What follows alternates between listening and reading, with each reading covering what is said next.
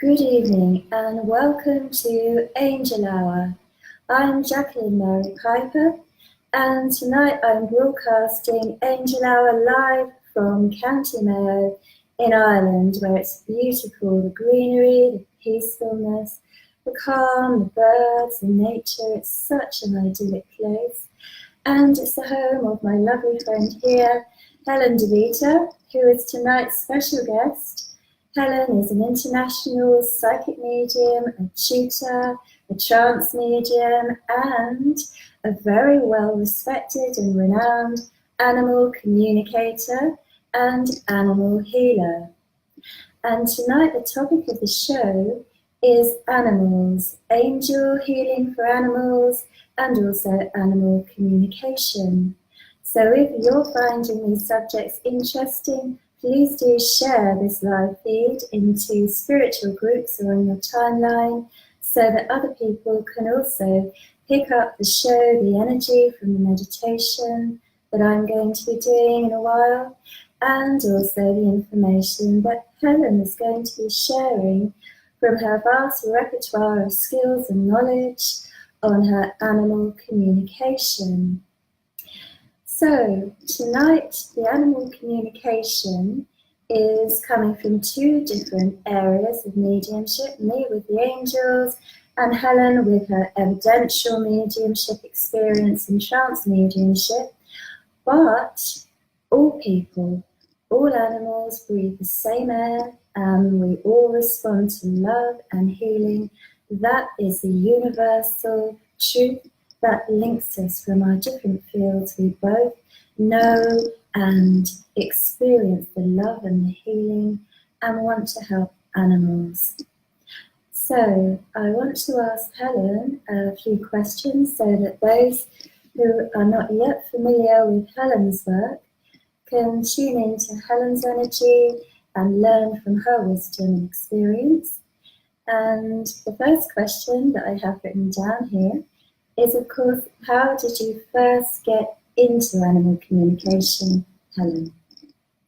Thank you, Jacqueline, and good evening to you all. It's good evening here in Ireland, and wonderful to see so many of you. And I first got into animal communication properly, actually, because somebody told me it wasn't possible. And it crossed my mind that this is rather strange, because I know that we do communicate with animals. And it became a bit of a quest. It became a quest to actually discover, really, was this true, or was this something I was imagining and hoping for? And so I started to train many, many years ago with a lot of very well-respected animal therapists and communicators. And in that, I discovered for myself it was true. But one of the things that I had was, I'd been teaching for many years, and I wanted to put the two together. And I thought it would be a good idea to then start introducing other people to learning to sentiently communicate with their animals, and with other animals, with other people's animals, with their pets, even wild animals. So it became, if you like, a passion that once I felt reassured, yeah, this is really happening, this is really possible, then that's how I really got into it. Fascinating. And I like the depth of your wisdom and the way that you are able to explain things to people in great depth. And I did your animal communication course about 5 years ago, I think. 4 or 5 years ago. When Helen was in the UK, I was lucky enough to get a place on one of the animal communication courses that she was running. And what amazed me is that independently, everybody in that class was receiving the same messages from the animals that you brought in for us to work with, and nobody had referred to each other. So clearly, really, we were connecting with the spirit of that animal. Now, I also would love you to explain to people, is it different connecting to the soul of an animal than it is connecting to the soul of a deceased loved one or somebody in the spirit world that was human?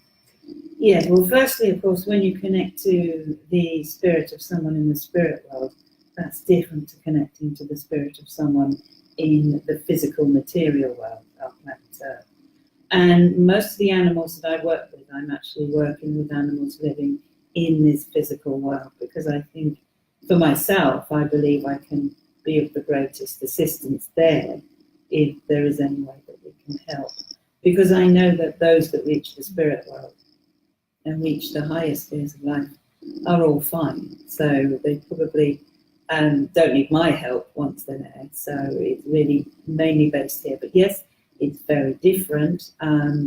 It's different if it's the spirit world. It's different if it's this world. And that is a shift of energy and consciousness that makes it so different. But really, with the animals, it's a different thing again, because animals and what they wish to communicate, it's very different. They're not so caught up with the day-to-day life that we are, and they're not materialistic. So the troubles and concerns of an animal tend to be much more of a significant nature to how they live and how they love and where they want to be and what they want to eat and survive than humans, for example, who might be really concerned about their job situation or their financial situation or health. The one thing that is important to say that's really interesting is the animals don't have any fear of the spirit world. And of course, when we are born, we spend our time, once we realize that life isn't forever, being really scared of the moment that we pass. We're trying to avoid this thing we call death.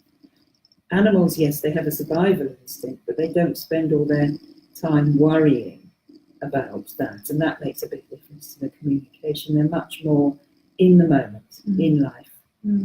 Perhaps we could take a leaf out of their book. Definitely, definitely. And I know that Helen teaches these animal communications certificated courses internationally. I think you taught them in Australia. Yeah, all over the world, yeah. All over the world, and they're also available online. And this week, actually, there is, just for 1 week, Helen's very generously offered a 50% discount on people who would like to do this course, which I think is a brilliant idea. And I thoroughly recommend it because it works. And it's taught by somebody who has the experience of decades, and she knows what she's about. So this is somebody authentic that can teach you. And the code, if you want to book it, is Angel Hour. And you can find the link on my public page and my private page. So can you give us some examples of things animals communicate to you? Oh, there are so many, but for example, some animals that appear to be quite distressed or their behavior changes, it's quite often that they want to let you know. Maybe it's a change in the circumstances in the home, for example. And there are some funny ones, actually, where I've been called to people's homes. Perhaps their dog has been behaving in a way that they find are unusual or unacceptable or very challenging. And, the animal has communicated a new relationship, perhaps a new boyfriend in the house they don't like. And so it can get a little bit tricky as well at times. And mostly the animals are communicating about their environment. They're mostly communicating about love. And that is really the message. The animals understand love, they understand kindness, they also understand protecting themselves against each other. And those things are very important to them. So most of the things an animal will communicate are what their needs are. But of course, some animals are like children, and they just want their own way, and that's okay. And just like humans, they're not all full of love. They just want to get on with life. And just like humans, they have all the personality traits that we have that are different, and some we can get along with and some we can't. And of course, personality disorders as well as many other different health issues that can affect the communication.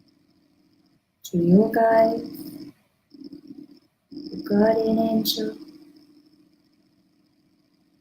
and any other higher beings that you choose to work with.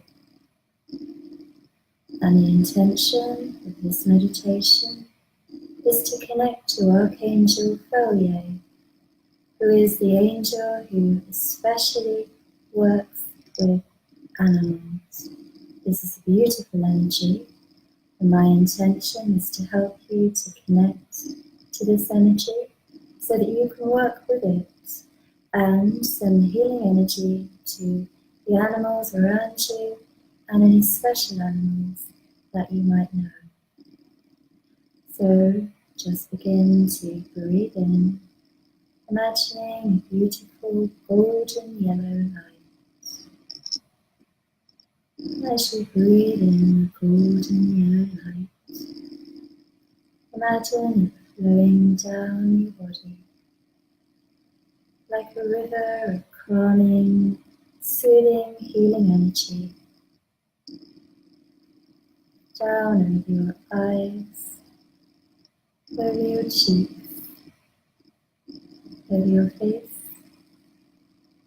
down your neck, relaxing all the tiny muscles in your neck, down over the back of your head, down over your neck, and into your shoulders. Now be aware of this angelic energy flowing down your spine, relaxing every part of your body as it does so. And as it travels further down your body over your arms and hands, it is creating a pool of light around you. It continues to flow down past your leg, and it's pooling around the lower part of your aura. And it's building, and as that happens, it begins to flow out from you into the earth and through the building or the area that you are sitting in. So this flow is continual, soothing, healing and calming. And any little troubles of the day are being put to one side. Nothing else really matters as you let yourself go with this beautiful energy. And imagine it flowing down into the center of the earth.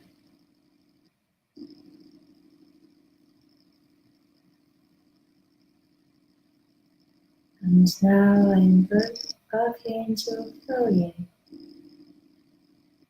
And this angel may come into your aura, may appear to you as either male or female.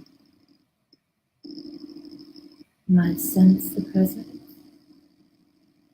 You might just be aware of an uplifting feeling, or just trust that the angels are indeed beginning to make a stronger connection to you. And Archangel Folier is placing his or her hands around your heart,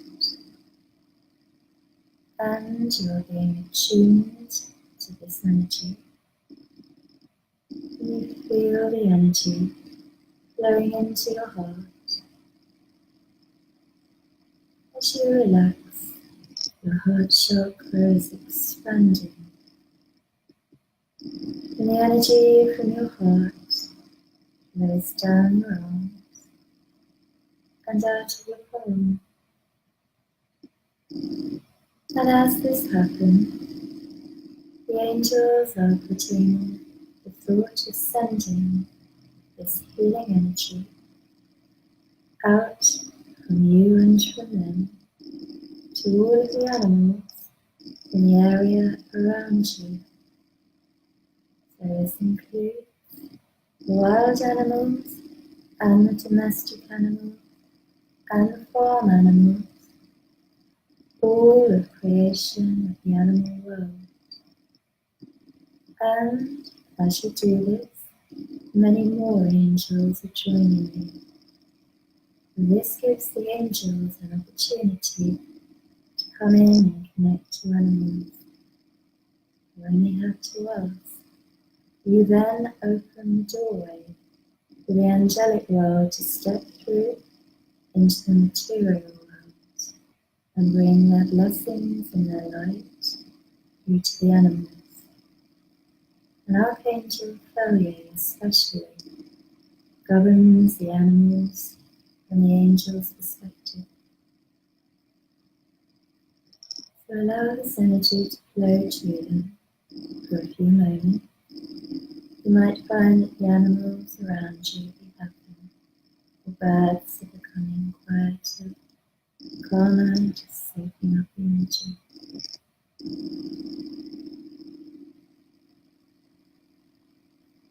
And now, just think of an animal that you know. It might be one of yours, or it might be one that somebody else has, that you would like to especially send healing to. And this animal is coming into your mind now. Just imagine the animal is with you and the angel, and the beautiful angelic light is flowing into that animal, right through their energy field and into their physical body, helping them in every way that they need this help.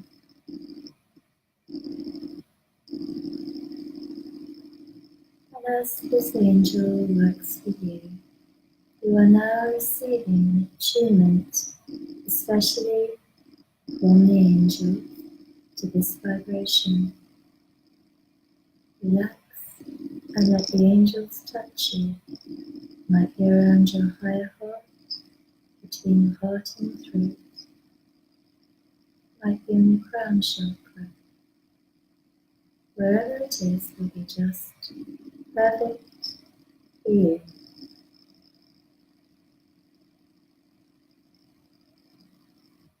And just let that flow through you for a few more moments.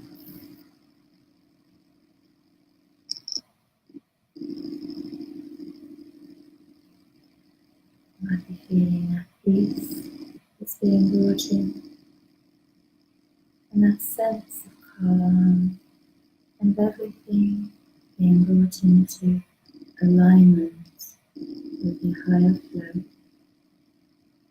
And the joyful energy, the love that the angels always bring with them every day to you.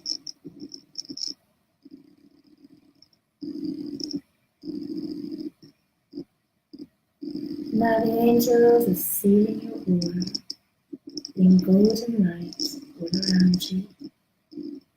And you are receiving their blessing.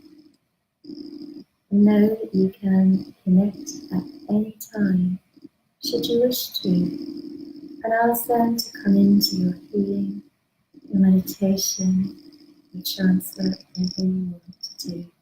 They will always respond and help. They only want to help. They wish to help everybody. Everybody that asks can connect to the angels. And now, when you're ready, gently, in your own time, come back to the room as it was when you left it.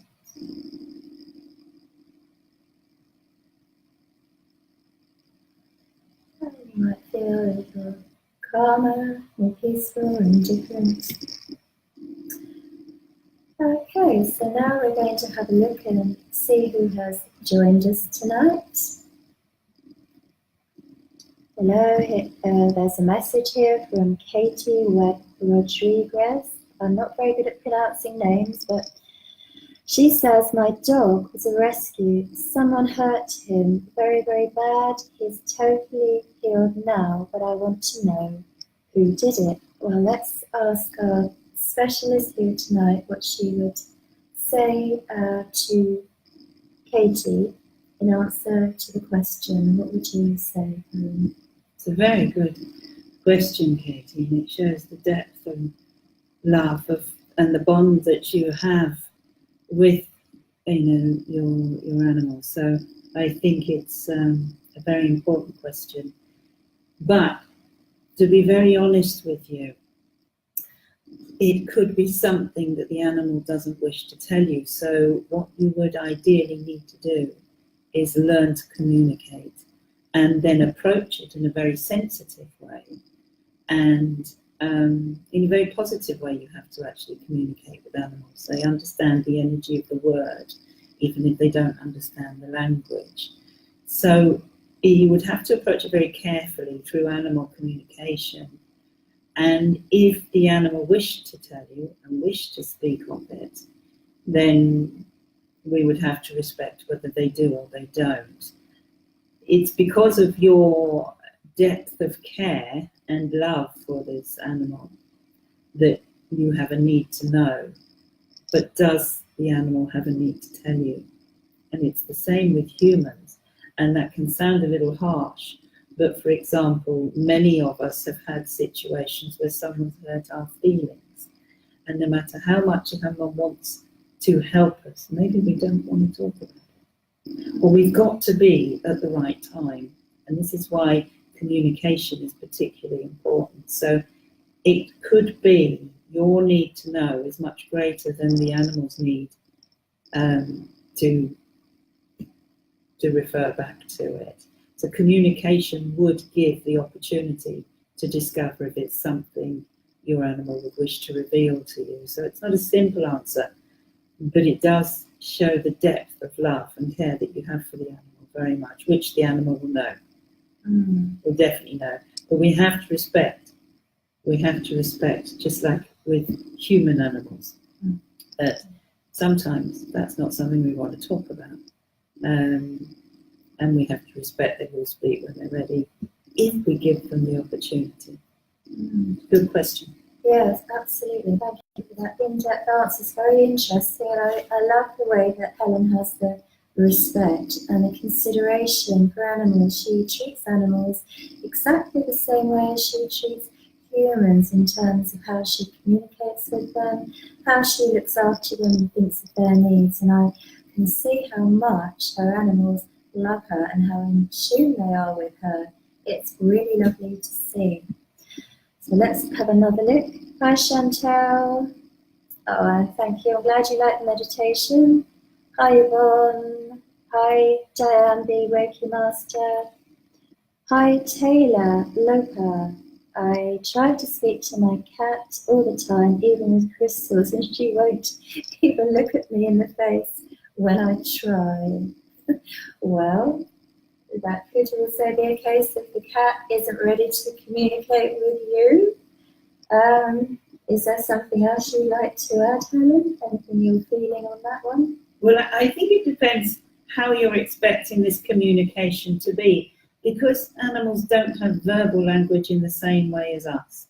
So yes, they can use vocal, some animals can use vocal signals for fear, for warding you off, for warning, and also for feeling very comforted, like when a cat purrs, for example. But it's a sound response to a situation and an emotion. If you are hoping clairaudiently, the words are going to drop into your head from the animal, what's going on, it's probably not going to happen, because you have to meet them halfway with the right energy. It's a language of the heart. It's a language of emotion, which is why it's so lovely to be talking to so many of you who love the angels, because that's a language of the heart, a language of the soul, a language of emotion. And animals aren't necessarily angels. Well, they might be, but what I'm saying is the communication is the same. So if you're hoping for a specific answer, Depends how you're expecting to receive it as to why you're not getting it. Yeah. And would you say, Helen, that it takes a while in practice and experience and possibly a training course to learn how to make that connection and know that you truly have received the answer or the connection, and that it's not imagination, that it's actually the real response that you picked up? Definitely. A lot of practice as well. Definitely, because certainly, and most of the student animal communicators that I've worked with, they come to a point where they think, I don't know if I made that up in my own head. And so you have to keep working with it, practicing. And quite often you will get responses that, you couldn't possibly have imagined. You couldn't even possibly have, say, psychically read the human guardian of that animal if they're present. Because there's information they don't know. So it does take a lot of practice. A course is a good idea. Some people, I believe it's natural for all of us. We've just lost it. We've lost it because we've got caught up in verbal language and the nuances of verbal languages. But so I think it's actually totally natural language to us. It's a question of rediscovering it, practicing it until it feels normal again. And then it becomes a lot clearer. That makes absolute sense. Thank you, Helen. Right, where else are we? Hi, Bernadette. Hi, Marianne. Hi, Lisa Walker. Hey, look, there's Lisa Walker. Hey, Lisa Walker. Hi, lovely. Lots of you here who we've met before. And Bernadette, how wonderful, from Strasbourg. And hello, Sarah Ferry, Sarah Bishop. Hello, beautiful ladies. Lovely to see you both. Stan Fagan. Hi, Helen. Hi, Helen. Jean Fagan. Oh, okay. You've just changed their sex, Jacqueline. I can't pronounce names. I am so sorry. Please accept my apologies. Oh, hi, Helen. I know she's alive. I can connect with her, but I want to know where she is so I can bring her home. And it's shot up the top of the screen. I couldn't read it all. It's about a missing cat. Right, yeah. Okay. Do you have a feeling on that? I certainly do. It's one of the areas that I dislike the most is working with missing animals. And although it's wonderful to help them, it's the one where you get the least gratitude, especially if you don't find the animal. And some animals don't want to come home, but I'm sure your animal does. And quite often they're in a situation where they've lost the regular scent of their environment and something has shocked them, maybe a loud noise. I had this when we were working in Sweden, a cat, and it was a tyre blowing out or something that had frightened the cat off, and we just had to find a way to help the animal. And there are a couple of things you can do that can really help. So firstly, you've got to get rid of your anxiety, because if you project that anxiety in the energy to the animal, and the animal can actually link to that, they don't link to she's anxious, I need to get home. They link to fear. Anxiety means fear to an animal. So you need to try and get rid of the anxiety, which I know is impossible when you love the animal, but try the best you can with that. The other thing that you can do is visualize that animal, and you can visualize them making the journey home. Keep remote viewing that journey. Keep visualizing it in your mind every step of the way for about a mile away. Notice everything. Get down in your mind and imagine that you are at the level of that animal on the ground or in the tree or on a wall, and look at that landscape. What's happening is you're transmitting the intention of where they need to go. And also, if you, on a practical level, if you, for example, if it's a cat, if it has a litter tray, don't clean it, put it outside the back door, and they'll usually turn up eventually. So there's a number of things you can do, but transmitting the anxiety is one of the worst things you can do. And they don't know why you're anxious, and it actually keeps them, well, I'm not sure whether to go back yet. So trying lots of positive, retracing the steps back home. This makes sense to me, and in the way that I work, I understand this as the law of attraction. focusing positively and thinking and energizing what you want to happen. And every time that there's a fear or an anxiety about it not happening, I would call the angels or my guides in and ask them to help me release that and let go, and then bring myself back around to focusing on the positive. The law of attraction says that you will attract what you're sending out. So I would sit there visualizing my animal returned, and every time my mind went off of that, which is only human and only natural, I would then say, please help me, angels, bring it back to the positive focus. So I can completely understand what Helen's saying there. That makes sense. Hi, Juliana Apetri. Hi, ladies. I'm very attracted to the idea of having a cat.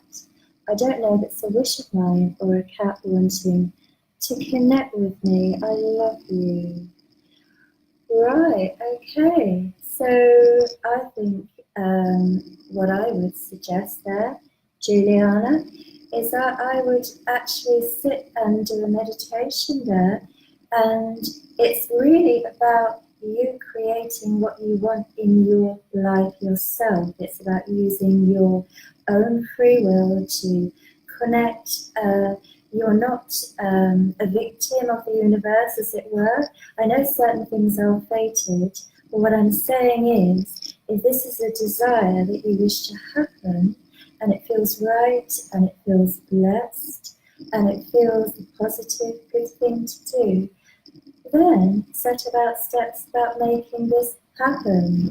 If you feel your intuition says that the right animal is there for you, then ask for guidance about where you will find that animal and take appropriate action. I know I've done this in the past when I've wanted another kitten. I can clearly remember my guide saying to me, wait. And I'm saying, well, I want one. He's saying, wait. So every morning for about 3 or 4 weeks, I asked him in my early morning meditation, do I start looking now? Wait. And then one morning he said, yes, look. So then I took it on to the next stage of, okay, where? And he actually gave me the name in my mind and the area of a particular sanctuary that was a rescue place. And so I rang them up and I said, have you got any kittens? Yes, we have. So I jumped in the car and went up there that day. When I got there, there was a girl there and she said, oh, well, we have got some kittens, but we're not supposed to show them to everybody yet because they're not quite ready. But it's very quiet, so I'm going to let you in. You can see them. So I went in and there were 5 or 6 little black and white kittens, and one in particular had a big black spot on his cheek. And I looked at this animal and I felt my guide come in and saying, this one. And as I looked at that animal, the animal looked at me and I said, I want you. And he transmitted back to my mind, I know. He knew. And I have been able, because I listened to my guide, to go in at the right time before anybody else picked that same cat. So I followed my guidance. I didn't have to look at 3 or 4 different places. I was guided to the right animal. And he came home with me and he was the most wonderful cat. We had a fantastic rapport, absolutely beautiful. And, you know, I also had another cat experience that I love to share.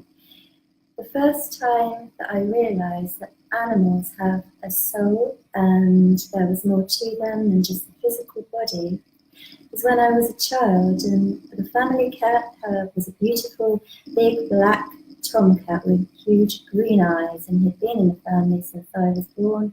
I'd grown up with him, but when I got to about 8 years old, he had to be put down because he had the cat flu and he'd had so much medication, it wasn't working, and he was in distress, he couldn't breathe.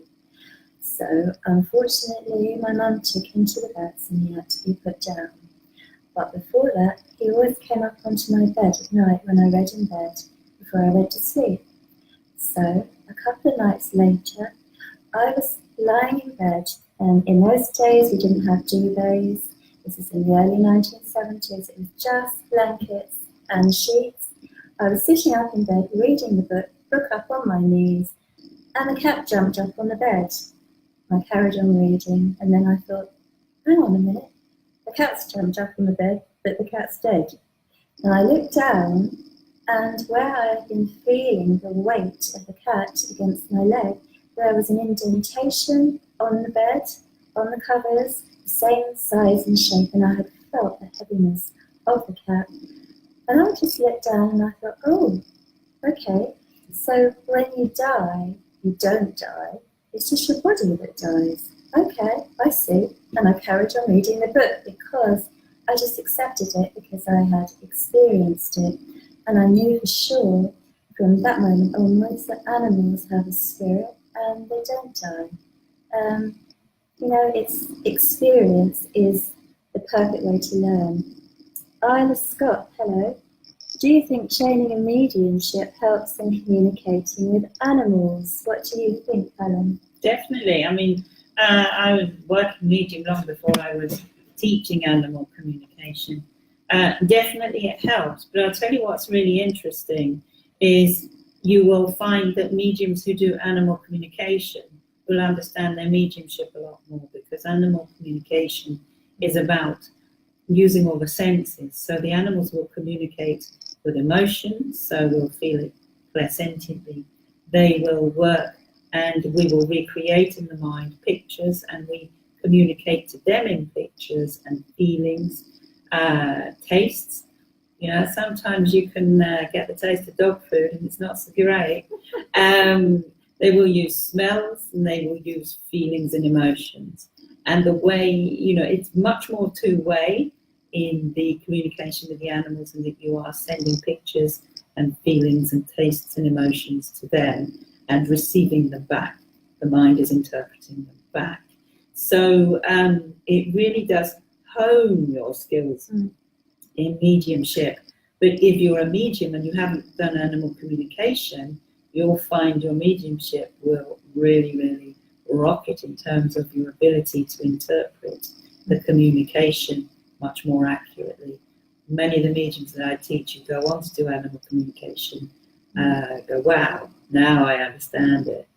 It's a pure communication of spirit and soul. So, yeah, absolutely, definitely. Wonderful.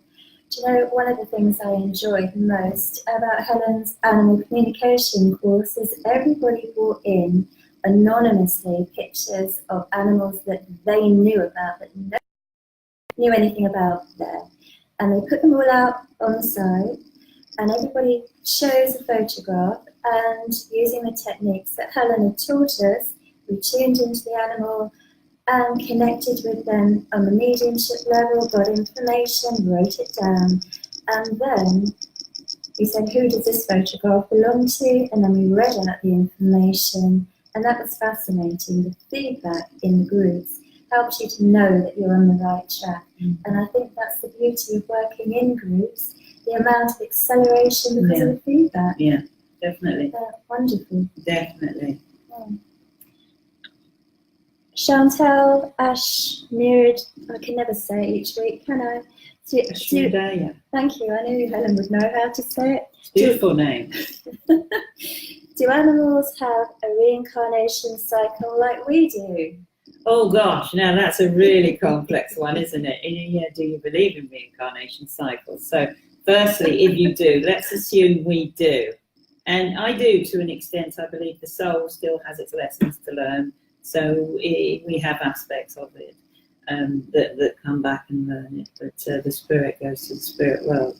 Otherwise, I don't know who I'm talking to as a medium. Otherwise, there's got to be an element of both. Do I believe it with animals? Yeah, we're animals. Yeah, and we are animals, and so absolutely, I believe it. We cannot separate ourselves as superior, even though we've developed lots of things that certain other creatures can't do, that are very specific to humans. We're animals at the end of the day. So,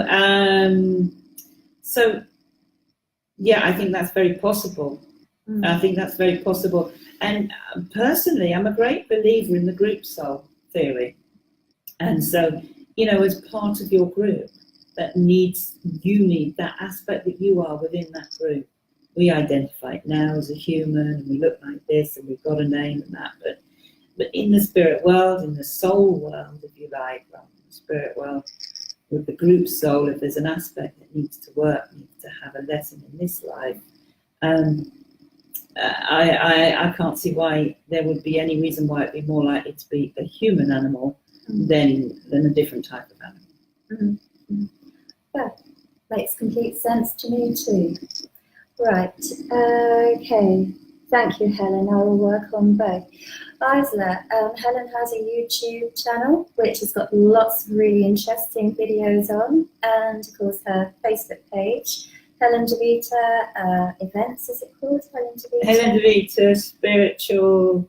Oh God, I can't even remember my own one. Helen DaVita, spiritual teaching and events. Yeah, if we put Helen DaVita Events, it will pop up. Yeah. Lots of interesting information there. And of course, Helen does a lot of work at the Arthur Findlay College. She's at the top of her tree with teaching the mediumship and the trance mediumship. World-renowned tutor, very well respected. So do look at her work. It's got a lot to offer. Hey Megan. Hi Chris McGuinness. I was sitting and talking to my most amazing cat, Tarzan, who was buried, and I told him how I missed him and loved him so much. I would only think of getting another house cat if it was Siamese. Within 2 days, my friend told me she had a Siamese kitten in her barn and asked if I would take her. Well, of course I did. Can you add anything to this happening? Law of attraction. Yeah, what a blessing. A great example of the law of attraction. And you know, you were in that beautiful, loving energy, thinking about Tarzan. So that was a very loving moment. And of course, we all know with all these disciplines, with the angel work, calling in the angels, with the animal work, when you are in the place of love, the law of attraction has its greatest power. And so I believe it was the law of attraction working divinely for you. Absolutely, and that law of attraction has your guides and your guardian angel. Everybody has a guardian angel, all working to help you in the great stream of light, which is available to all of us without question. And what I've done, as well as asking in the past when I've wanted new kittens, I have sat and I've asked for the perfect animals. I've actually put a prerequisite list down with a health is good, that they're animals of having 2 cats that get on together well, that they're animals that are going to be happy to be with me. And I found then everything flows so much better. It really is worth doing. It's this law of attraction again. Hi Christina De Silva, I know she's coming from South Africa there. Lovely to see you joining us.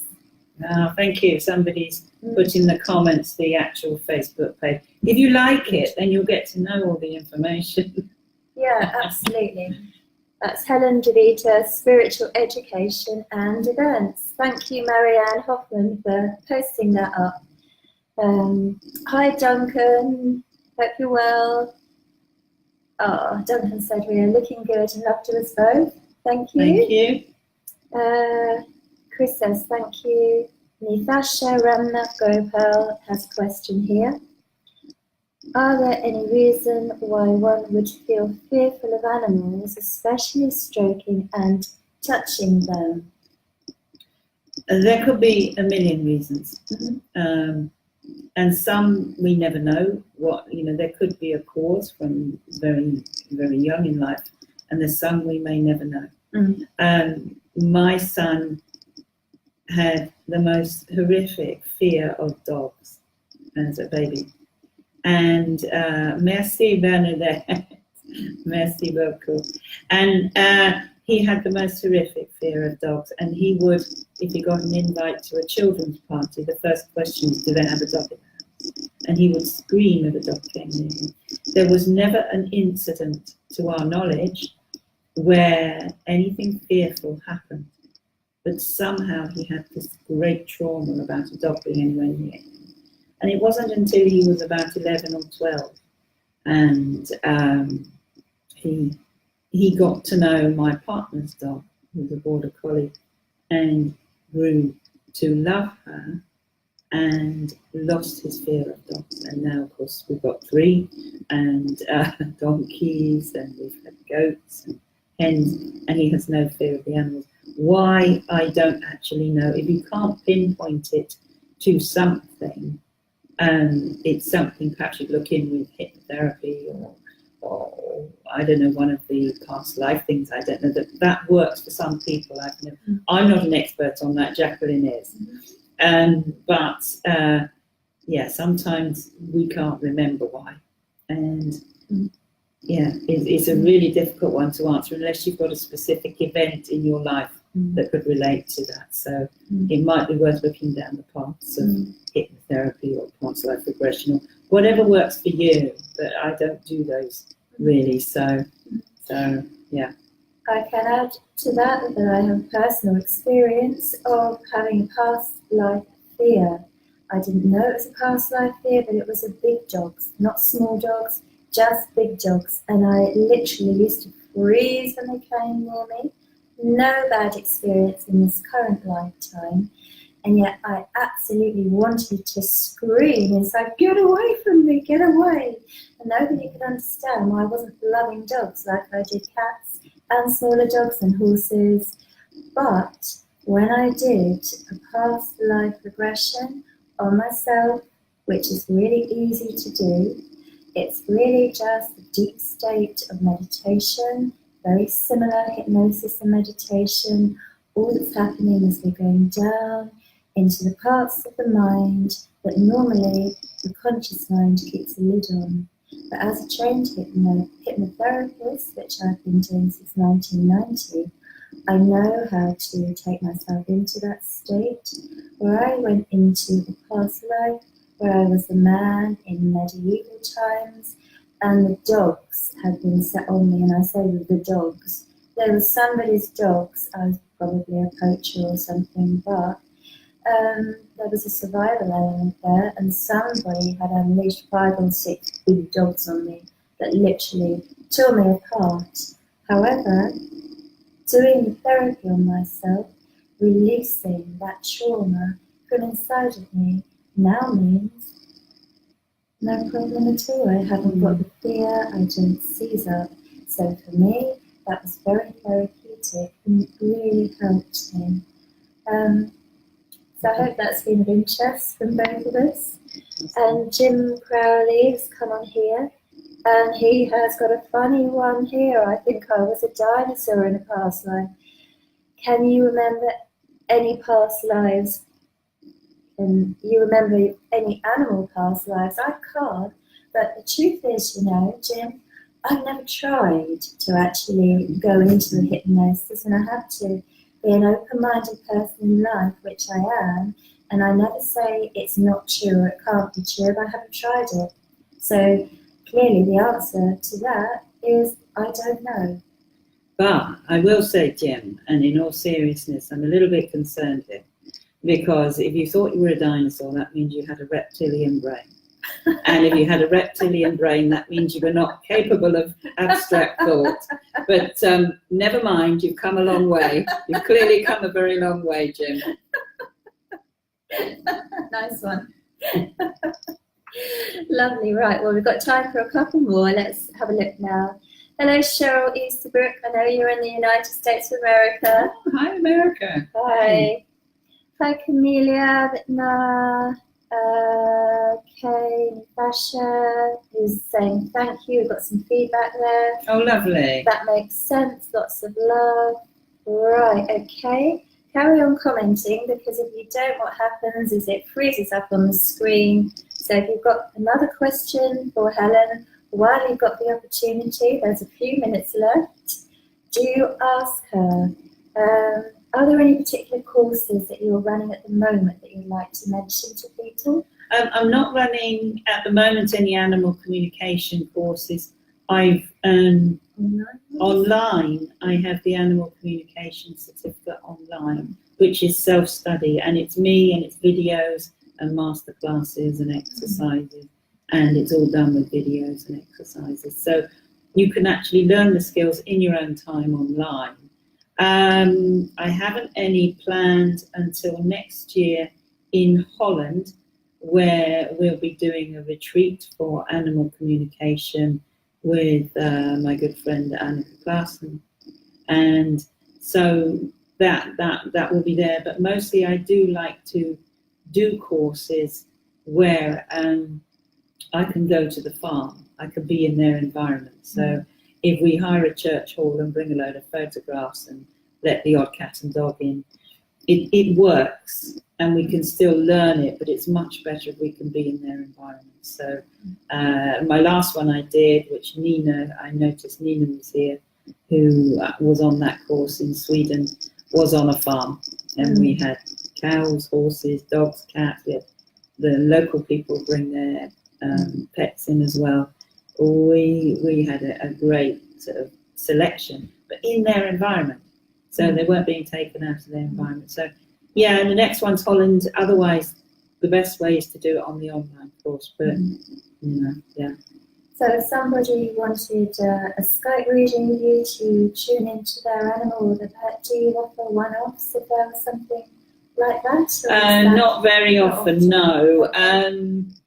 It's not impossible to do, but I would rather teach you to do it so that you can have a much better communication channel with your animal than me do it for you.